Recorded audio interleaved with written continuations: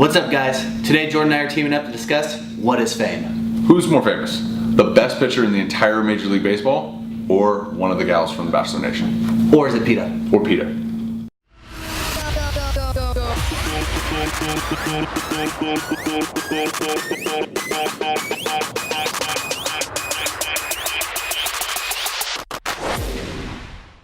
All right, we're here. So, the other night, I was having an argument with my roommate, Curtis, about who's more famous, Amanda Stanton or Clayton Kershaw. And I know, like, people out there are immediately thinking, like, oh, Clayton Kershaw, I know that name. But, like, so the real conversation is what is fame? And, like, how is fame described these days? Yes, Clayton Kershaw, 100 years from now, might be the most famous baseball player in the world. He has a chance to be the best pitcher ever. But Amanda Stanton, I believe right now, currently commands a bigger audience and is more famous than Clayton Kershaw. So 100%. I think, too, when you think about fame, it's like, well, what's your definition of fame? Right?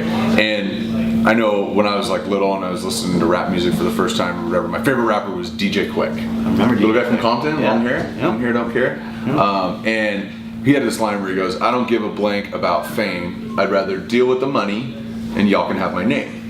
And that always stuck out to me, and I know my older brother and I were growing up together being like, yeah, why would anybody want to be famous? And then he went on to be famous and hated it.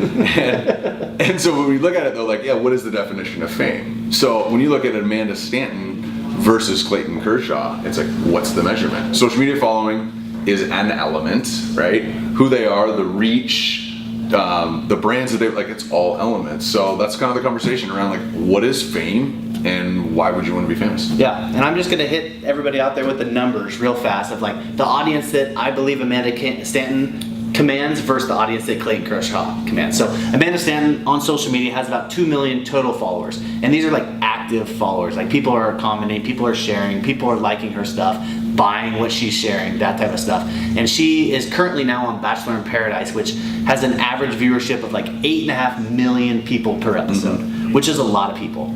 And so my one argument also with The Bachelor is like, with all my friends and everything, The Bachelor is the one show that every guy watches with this girl. I know you do. 100%. And every guy watches The Bachelor so they can go watch a baseball game by themselves without their wife or their girlfriend, that type of stuff. So I think the audience is comprised of both male and female, which is pretty powerful, where Clayton Kershaw has about 600,000 followers over his social media channels, plays every 5 games, and plays in a market in LA where like I can't even watch the Dodger games, and I'm in the LA market because of how their TV deal is. I can't watch the games. I know who Clayton Kershaw is, but like only people in LA get to watch his games.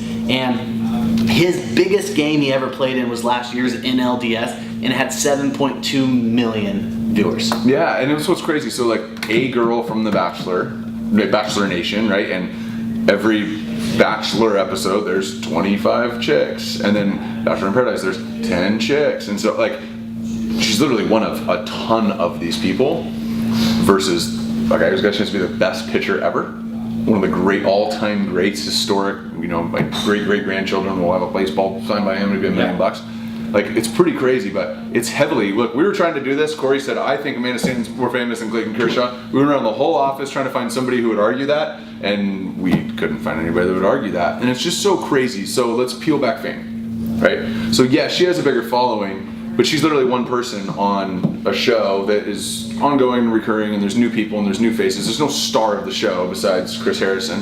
But on the Dodgers, you know, you have a guy who's number one, A-list, all that stuff. What we look at as fame is we look at it in the world of influencers. Who moves product?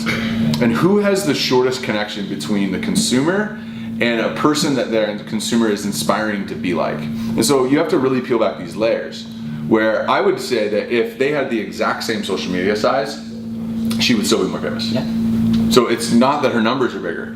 When we look at it, it's who is the audience of consumers that you have? What is this group? And who is the person who holds influence over that group of people? And if you look at who Amanda is, so she's married with so she's a mother of 2 small children.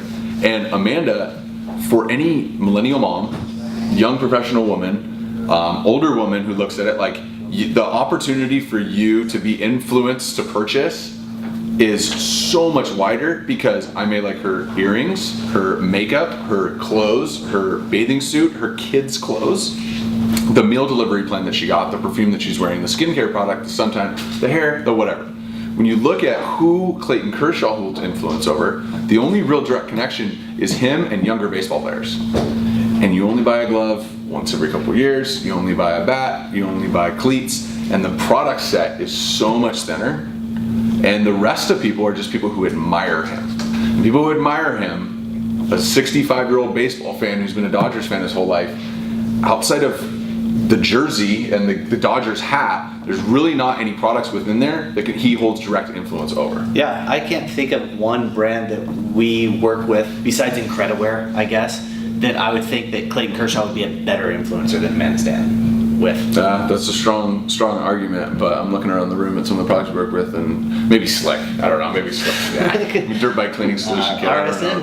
Oh yeah, some RSM. Lifted Yeah. truck. I think her ex-husband too had like tattoos and stuff like that, so he might have been a 909 dirt bike rider. Exactly. So that may be the case. But no, when you talk about fame, it's like really separate that. So why would anybody want to be famous if you couldn't just move a ton of products? Yeah. And look what big brands are doing. Nike just signed Gigi Hadid.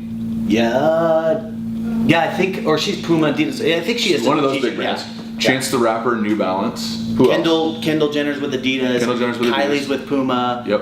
The creative director now for Under Armour is A$AP Rocky. A$AP Rocky. They've moved completely away from the athlete and gone to now the influencer, hip hop space, the space of like the girl influencer. I don't really know what the Kardashians do, but they're super famous. Yeah.